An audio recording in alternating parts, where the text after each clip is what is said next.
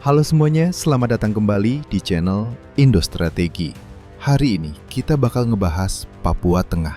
Dalam beberapa hari terakhir, perhatian tertuju ke distrik Tembagapura, Timika, setelah belasan karyawan PT Freeport Indonesia dilaporkan terjebak di area pegunungan yang sulit dijangkau.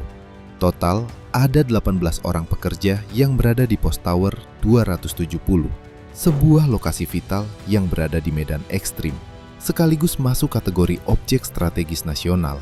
Situasi di lapangan jelas tidak sederhana.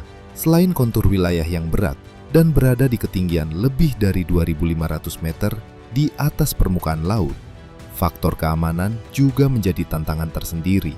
Dalam kondisi seperti ini, kecepatan pengambilan keputusan dan ketepatan strategi menjadi kunci utama agar seluruh pekerja bisa dievakuasi dengan selamat. Panglima Komando Operasi Habema, Maijen TNI Laki Avianto, menjelaskan bahwa TNI langsung menjalankan operasi penyelamatan yang dirancang secara matang.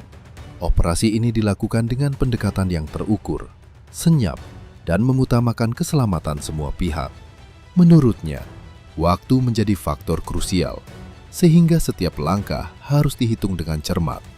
Medan Pegunungan Papua dikenal sebagai salah satu yang paling menantang di Indonesia.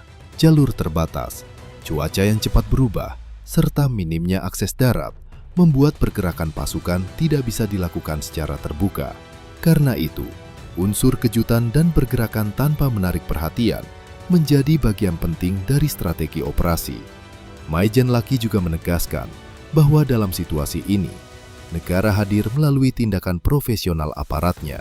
Pasukan khusus TNI bergerak dengan disiplin tinggi, menembus medan ekstrim, sambil tetap memastikan tidak ada korban di pihak pekerja maupun personel yang bertugas. Fokus utama operasi adalah evakuasi, bukan konfrontasi.